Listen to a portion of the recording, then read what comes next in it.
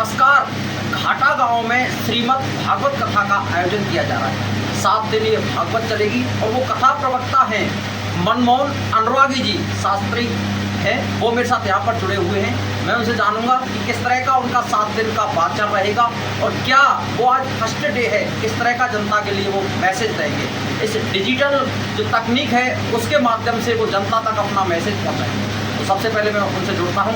स्वागत है सर आपका सत्य टीवी में। धन्यवाद। जी सर, बताएं किस तरह से जो आज शुरुआत होने वाली है और क्या मैसेज है आपका आज के लिए जो शुरुआत होने जा रही है उसमें सर्वप्रथम जो है भक्ति, ज्ञान और गहरा, इन तीन का ज्ञान कराया जाता है।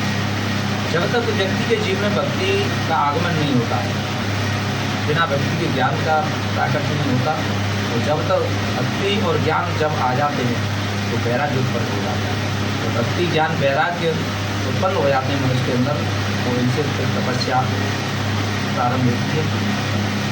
तपस्या तो पूर्व पहले जो है सतयुग और त्रेता में ज़्यादा थी, जो है कलयुग के लिए तपस्या लोग कर सकते हैं, लेकिन तपस्या करने का फल जो होता है वो जल्दी नहीं मिल पाता। कलयुग के लिए बोला है केवल भजन कीर्तन सत्संग, कलयुग केवल नाम आधारा, सुमेर सुमेर नर उतर है, ये बताया है। तो आज की कथा में सर्वप्रथम जो भक्ति, ज्ञान, वैराग्य और ठाकुर जी के प्रत्येक अंग का चरण, प्रत्येक अंग का जो है परिचय कराया जाता है। भागवती में 12 स्कंद हैं, 12 स्कंदों का और ठाकुर जी के 12 अंग हैं। 12 अंग और 12 स्कंदों का इनका परिचय पूरी भागवत में कराया जाता है। एक स्कंद में एक अंग का परिचय है ठाकुर जी के 12 का। तो ये तो पूरी 12 स्कंद का परिचय कराया हमने ठाकुर जी का। और आज का जो मुख्य चलने वाला कार्यक्रम है उसमें आत्मदेव धुंधकारी का प्रसंग रहेगा, जो कि मनुष्य के जीवन के ही प्रसंग हैं। आत्मदेव और कोई नहीं, ये हमारा ये शरीर जो है यही आत्मदेव है। और धुंधकारी, धुंधली जो है आत्मदेव की पत्नी है, और धुंधली हमारी बुद्धि का नाम है। और धुंधकारी जो इनका पुत्र होता है पैदा, कुछ अत्यधिक उद्यम करने वाला, और इस कलयुग में सबसे ज़्यादा जो धुंधकारी है वो जो राक्षस बोले जाते हैं आज के समय, यानी मदरा पान करके, मदरा मीट इत्यादि का सेवन करने वाले, दुष्कर्म करने वाले, चोरी डकैती लूटपाट और स्त्रियों का पर स्त्री गमन करने वाले, तो ये सब धुंधकारी हैं। क्योंकि आज की मनुष्य की प्रवृत्ति जो है इतनी तेज़ी से परिवर्तनीय हो रही है, जिसके बारे में कहा नहीं जा सकता। इस परिवर्तन का और भी एक कारण है। इस कारण में जो हमारा खान पान है, मनुष्य का खान पान सबसे ज़्यादा तेज़ी से बदला है। खान पान जब से मनुष्य का बदला, तब से मनुष्य के चरित्र में भी परिवर्तन आने लगा। क्योंकि पहले जो सतयुग त्रेता में मनुष्य जो थे उनका खान पान शुद्ध था। शुद्ध का मतलब आहार, शुद्ध आहार भोजन में, और आज तो सबसे अत्यधिक केमिकल जो है प्रयोग किए जा रहे हैं हर वस्तु में। खाने पीने तक में भी केमिकलों का यूज किया जा रहा है, तो जिससे मनुष्य की बुद्धि में और दिमाग में उसी तरह का परिवर्तन हो रहा है। सोच उतनी बन गई है मनुष्य की, उससे आगे बढ़ ही नहीं पाता है। इसलिए दुष्कर्मों में प्रवृत्ति ज़्यादा तेज़ी से चलती है मनुष्य की। हर मनुष्य नहीं है इस प्रवृत्ति में, लेकिन इस प्रवृत्ति में जो लोग कहे जाएंगे गलत चीज़ों का सेवन करने वाले, तम्बाकू है, गुटखा है, मदरा पान है और आपका अंडा है, जो भोजन पशु करते हैं, पक्षी करते हैं, उन भोजनों को आज मनुष्य करने लगा। जब मनुष्य पशु पक्षियों के भोजन को करने लगा, तो पशु पक्षी के लिए भोजन कहाँ से आएगा? उनके भी जीवन में भी परिवर्तन आया। वो भी अपना जो नियम थे प्रकृति द्वारा प्रदत्त, उनसे वो भी अपने हट गए, नियमों से हट गए। मनुष्य भी, प्रकृति भी उसी तरीके से चल रही है, जैसा मनुष्य कार्य कर रहा है उसी तरीके से प्रकृति भी हटती जा रही है, परिवर्तन आ रहा है प्रवर्तन। और ये एक नियम है, परिवर्तनशील प्रकृति का नियम होता है। आज के प्रसंग में बस यही है कि महात्म्य में प्रथम श्लोक आता है, सच्चिदानंद रूपाय विश्वोत्पत्त्यादि हेतवे तापत्रय विनाशाय श्री कृष्णाय वयं नमः। तो इसमें आदि दैविक, आदि भौतिक और आदि दैविक 3 प्रकार के ताप हैं। उन तीनों प्रकार के तापों को नष्ट करने की जिनमें शक्ति है वो भगवान कन्हैया में शक्ति है। वही इन तीनों प्रकार के तापों को नष्ट करने वाले हैं। उन कन्हैया को, उन सच्चिदानंद स्वरूप भगवान को, यानी सच्चिदानंद का अगर वास्तविक अर्थ में संधि किया जाए, संधि विच्छेद, तो सत्य, चित्त और आनंद होगा।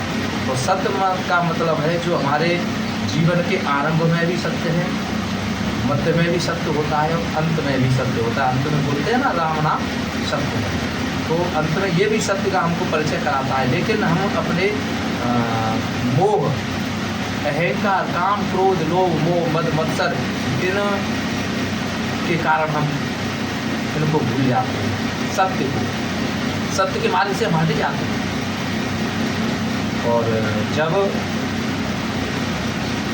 हमको इनका अज्ञान रूपी पर्दा हमारे ज्ञान रूप से जब हटता है, ज्ञान रूपी हृदय से जब हटता है, तो जब इनको ज्ञान होता है तब इनका चक्षु खुलते, ज्ञान रूपी चक्षु खुलते।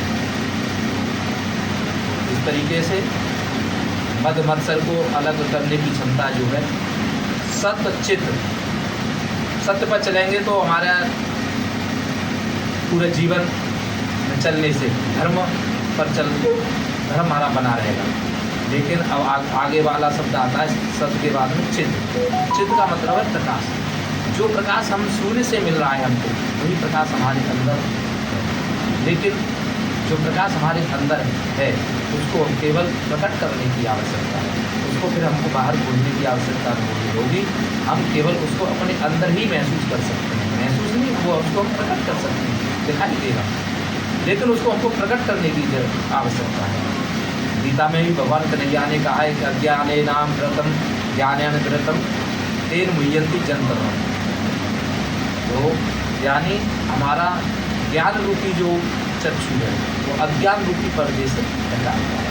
केवल हमको उस अज्ञान रूपी पर्दे को हटाना है ज्ञान रूपी, सत्संग रूपी ज्ञान के द्वारा। बिल्कुल मनमोहन जी, मैं आपको रोक रहा हूँ। मान लीजिए कोई 7 दिन आपकी कथा का श्रवण करता है, उसने पहले कुछ किया, उसे कोई मतलब नहीं, और 7 दिन जो आपकी भागवत सुनने के बाद उसके जीवन में किस तरह के परिवर्तन देखने को मिलते हैं, वो जरा हमारे दर्शकों। इसके लिए परिवर्तन के लिए तो सबसे बड़ी कथा आज यही आती है, आज जो चलेगी कथा हमारी आत्मदेव धुंधकारी, उसमें यही बताया जाता है कि व्यक्ति अपने जन्म में, इसी जन्म में और पूर्व समय में तो कुछ भी कर किया उसने, लेकिन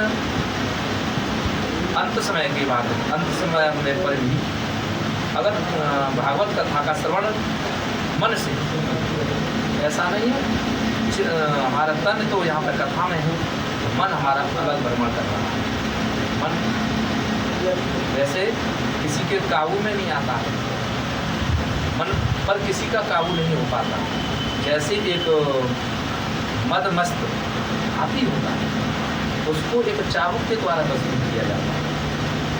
जो भावत होता है मदमस्त हाथी को चाबुक के द्वारा भस्म करता है। ठीक उसी प्रकार इस मन को भी भस्म करने का एक ही चाबुक है, वो है केवल अभ्यास।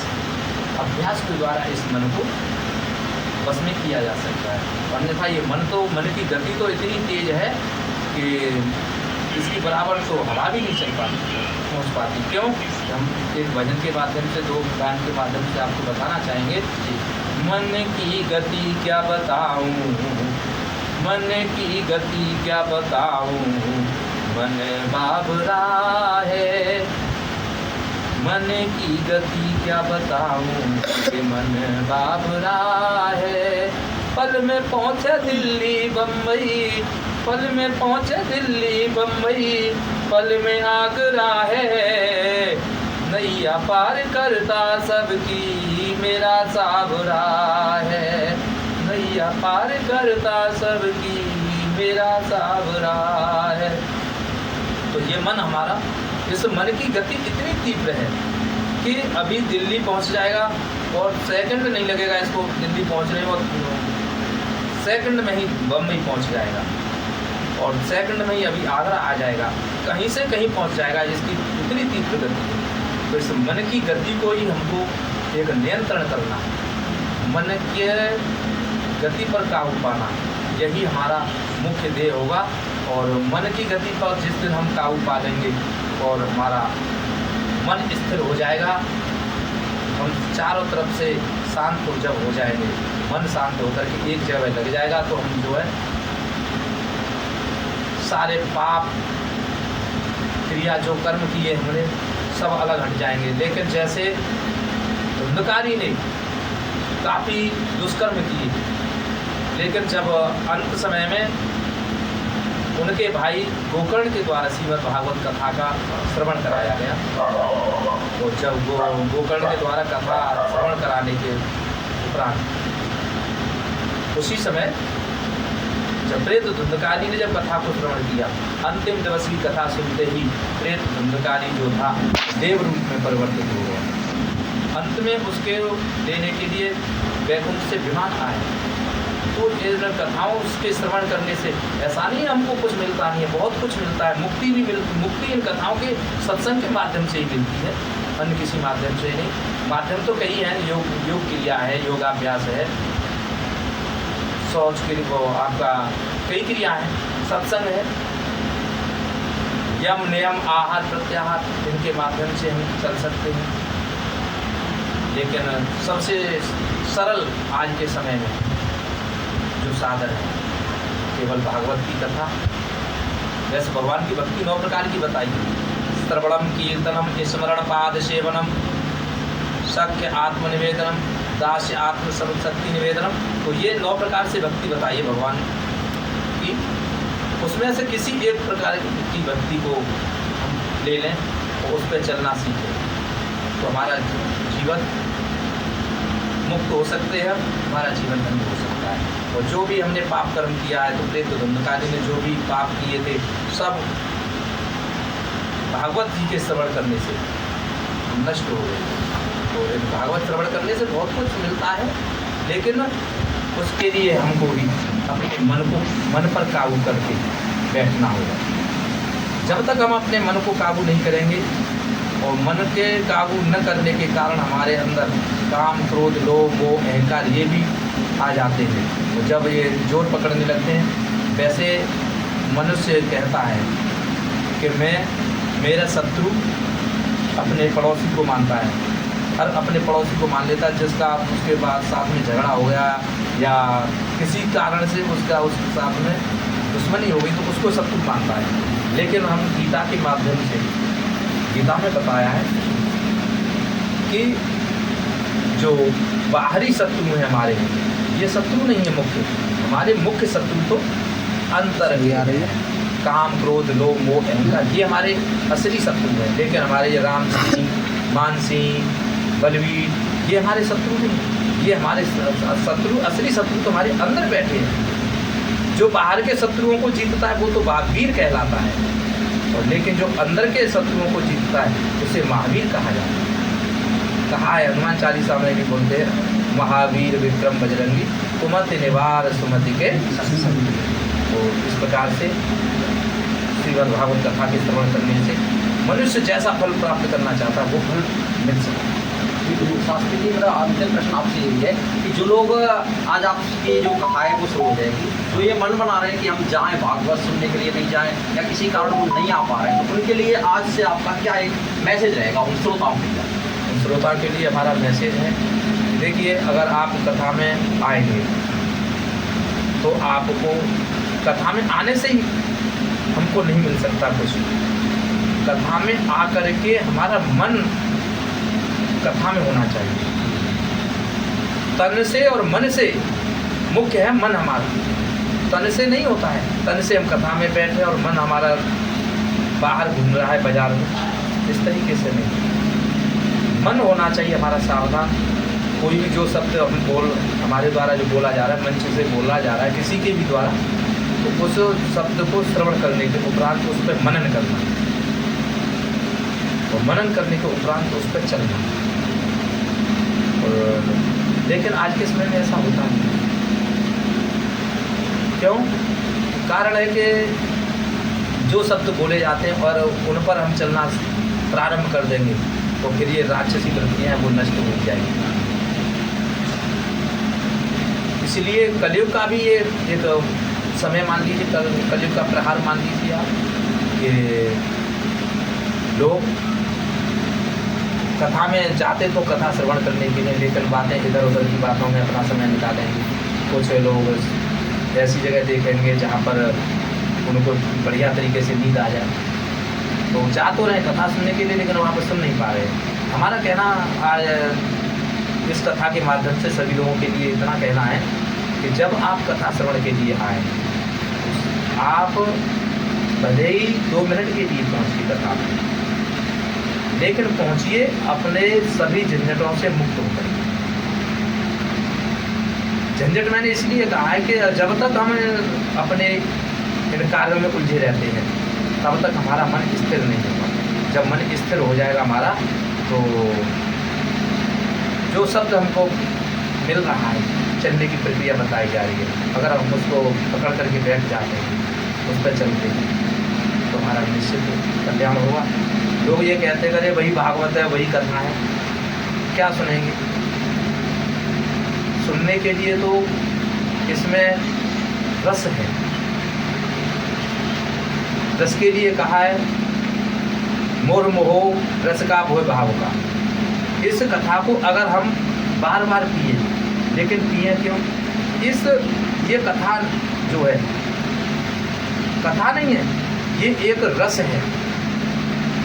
संस्कृत के माध्यम से देखेंगे, मोहोर मोहो रस का भोवे भाव का पिबत भागवत रसमालयम, इसमें पिबत लिखा है व्यास जी ने, संस्कृत व्याकरण के माध्यम से दिखाया है। तो पिबत नहीं लिखा, वैसे होना चाहिए श्रवणतम, क्योंकि सुना जाता है भागवत, सुनते हैं हम लोग कानों से, लेकिन व्यास जी ने जो लिखा है पिबतम वो सही लिखा है। सुन करके हम इस कान से सुनते हैं तो इधर से निकाल देते हैं, तो वो हो जाता है सुनना।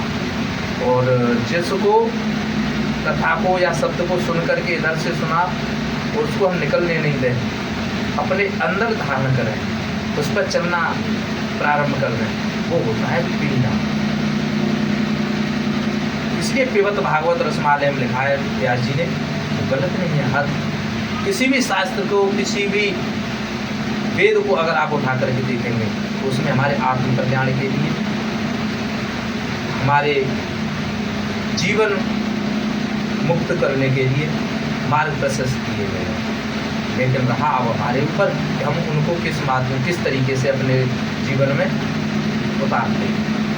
बहुत बहुत शुक्रिया आपका मनमोहन जी। तो ये थे मेरे साथ जुड़े मनमोहन अनुरागी, जिनका आज कथा का जो वाचन है हाटा गांव में किया जा रहा है। दर्शकों से हम भी अनुरोध करते हैं कि आप अगर यहीं के निवासी हैं, स्थानीय कहीं एरिया के, तो आप भी कथा का आनंद लेने के लिए आ सकते हो। सर क्या टाइम रहेगा कथा का, ये भी जरा होगा? कथा का टाइम वैसे यहाँ पे लोग जो बोल रहे हैं 11 से 3 के लिए, हमारा समय रखने का विचार था 12 से 4, मगर लोग ये कह रहे हैं 11 से 3 रखा जाए, क्योंकि जनता की जो यहाँ की क्रियाएँ हैं, सार्वजनिक कथा है, जो कार्य है,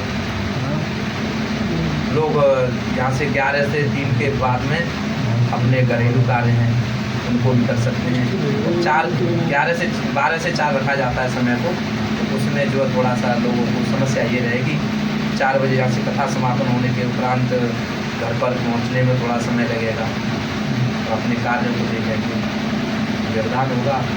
इसलिए अगर लोग ये कह रहे हैं 11 से 3 तो 11, तो वो आज समय फिक्स कर दिया जाएगा। हाँ, आज समय फिक्स होगा कथा। तो आपने तमाम बातें सुनी, और इनका कहना है कि जो जीवन में बुराइयों को त्याग कर अच्छाइयों को अगर आप अपने अंदर ग्रहण करें तो जीवन का उद्धार हो सकता है। कैमरामैन संदीप चौधरी के साथ हेम सिंह कुशवाहा, सत्यमेव टीवी, भरतपुर।